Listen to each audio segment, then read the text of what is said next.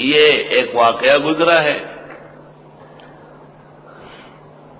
ایک ظالم بادشاہ کے زمانے میں چند موحد نوجوان تھے. پورے ملک کو بادشاہ نے اپنے حق میں کر دیا اور اپنی عبادت اور سجدہ ان سے کرانا شروع کیا. لیکن چند نوجوان شہر میں رہ گئے جو رب العزت کی توحید پر قائم تھے. بادشاہ کو ان کے متعلق اطلاعات مل گئی. بادشاہ نے ایک دن ان کو دربار میں طلب کیا اور ان سے گفتگو کی. انہوں نے بادشاہ کے روبرو دربار میں کھڑے ہو کر نعرہ مستانہ نعرہ توحید لگا دیا.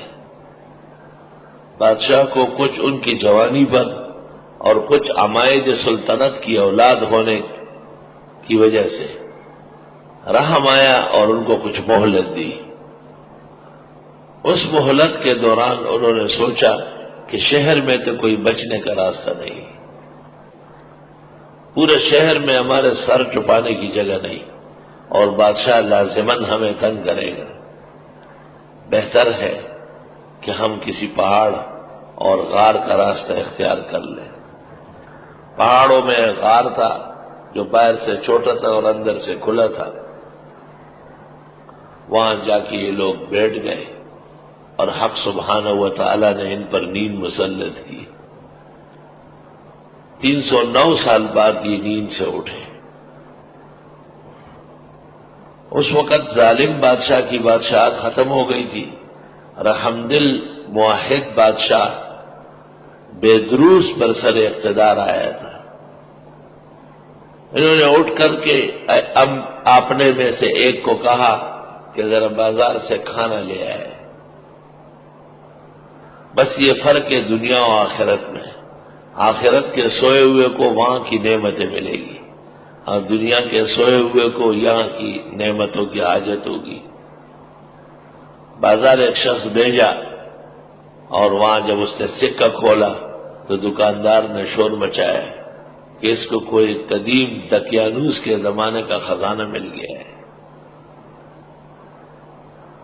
وہ زمانہ دقیانوس کا تھا جس میں یہ حضرات غائب ہو گئے تھے اور اب زمانہ بیدروس کا آیا. 3 صدیاں گزر گئی، ان کو کچھ پتہ نہیں. شور مچ گیا. بادشاہ کو پتہ چلا. اتفاق سے بادشاہ اور رعایا کے درمیان باس بعد الموت پر اختلاف تھا.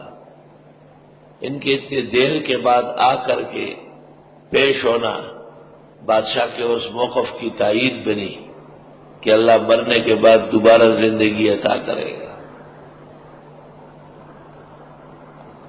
یہ واقعہ کب کا ہے؟ بظاہر دقیانوس کا قصہ قبل المسیح ہے اور بیدروس کا واقعہ بعد المسیح ہے. کیونکہ عیسیٰ علیہ السلام کے بعد دونوں واقعات پیش آئے تو عیسیٰ کے آسمان پر جانے سے 572 سال بعد تو محمد عربی صلی اللہ علیہ وسلم مبعوث ہوئے. اس میں یہ واقعہ اتنے انوکھے پن میں نہ جاتا. مشرکین مکہ نے یہود مدینہ سے کہا تھا کہ ہمیں کچھ علمی باتیں بتا دو، ہم محمد سے پوچھنا چاہتے ہیں. انہوں نے یہ واقعہ بتایا کہ یہ سابقہ کتابوں میں نہیں ہے، بیچ میں پیش آیا ہے، لہذا اس کی صحیح سرگزشت پیش کریں.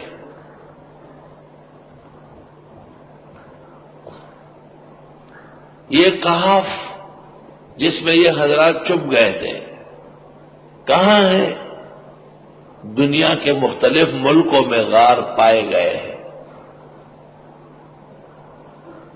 روم کے اندر ایک غار ہے اور وہ مورخین کے ہاں متفق بات ہے، یہی اصحاب کہف گم ہوئے اور وہاں گیٹ پر مسجد بنی ہے اور وہ کہتے ہیں مسجد الکہف. امام العصر حضرت اقدس مولانا محمد انور شاہ صاحب رحمۃ اللہ علیہ نے کہا ہے کہ ایشیائے کوچک میں کوئی غار ہے، ایشیائے کوچک میں روم اور اٹلی وغیرہ کے غار کا شاہ صاحب نے انکار کیا ہے۔ اس واقعے کو بہت عجیب طرح رنگ دیا تھا اور بڑے عجیب انداز میں انہوں نے پوچھا تھا، تو قرآن نے اس پر کہا ام حسبت، کیا آپ گمان کرتے ہیں ان اصحاب الکہف والرقیم کانوا من آیاتنا عجبا، کہ بے شک غار والے اور تختی والے ہماری آیات کے سامنے عجیب تھے۔ پیغمبر مبعوث کا مکہ میں مبعوث ہونا، 13 سال تک تکالیف و مصائب برداشت کرنا، اور اس کے باوجود مخلصین کی ایک جماعت کا جمع ہونا، امی النسل پر قرآن جیسے فصیح کتاب کا نازل ہونا،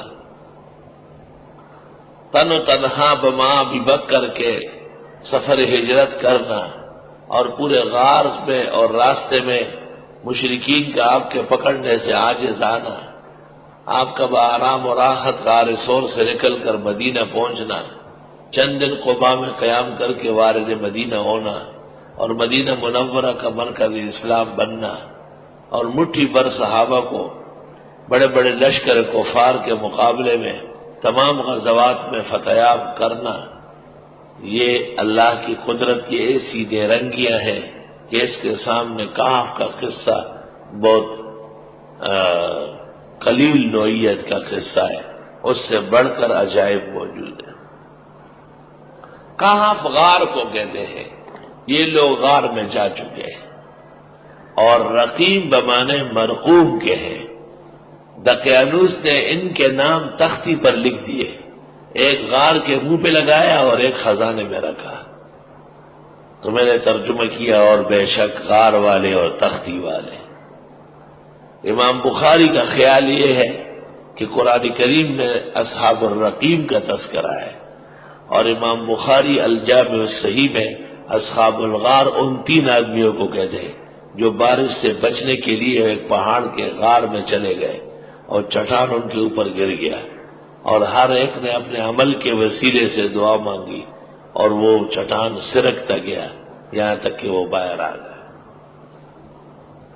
امام بخاری نے اس پر عنوان قائم کیا اصحاب الرقیم، اور ان پر قائم کیا ہے اصحاب الغار، احتیاط کیا اصحاب الکہف نہیں کہا ان کو، کیونکہ مسئلہ اختلافی ہے۔ الگ تحقیق یہی حضرات، اصحاب الکہف بھی ہے اصحاب الرقیم بھی ہے، ایک ہی جماعت کے 2 نام ہیں۔ یہ خود غار میں چلے گئے تو اصحاب الکہف ہے، بادشاہ نے ان کی تختی بنائی تو اصحاب الرقیم ہے۔ جیسے ایک ہی غزہ کا نام خندق صحابہ نے کھودی تھی، اور مشرکین نے عرب قبائل جمع کیے تو قرآن نے نام رکھا احزاب۔ ہم حسبتا، کیا آپ گمان کرتے ہیں کہ بے شک غار والے اور تختی والے ہماری آیات میں زیادہ انوکھے تھے۔ اذ اول فتیۃ الی الکہف، جس وقت پناہ لینے لگے چند نوجوان غار میں، فقالوا، پس کہنے لگے، ربنا آتنا من لدنک رحمۃ، اے پروردگار دے ہم کو اپنے ہاں سے مہربانی، وہیئ لنا من امرنا رشدا، اور تیار کرے ہمارے لیے ہمارے کاموں میں ہدایت ڈال کر، خدایا ہمارا معاملہ آسان فرما، رب کریم ہماری ہدایت آسان فرما۔ وَضَرَبْنَا عَلَىٰ آذَانِهِمْ فِي الْكَهْفِ سِنِينَ عَدَدًا، پس مار دیے ان کے کانوں پر غار کے اندر چند سال تک، کان سن ہو گئے، سو گئے۔ ثُمَّ بَعَثْنَاهُمْ، پھر ہم نے ان کو جگایا، لِنَعْلَمَ، تاکہ ہم دکھا دیں، أَيُّ الْحِزْبَيْنِ أَحْصَىٰ، کون سی جماعت زیادہ یاد رکھتی ہے، لما اس مدت کو، لبسو کہ ٹھہرے ہیں، سابقاف امدن گن کر۔ یہ مسافت، امدن مسافت کس کو معلوم ہے؟ کسی کو بھی معلوم نہیں تھی۔ یہ اجمال تھا قصے کا، اب تفصیل شروع ہو رہی ہے۔ اور تفصیل بعد الاجمال اوقاع فی النفس ہوتی ہے۔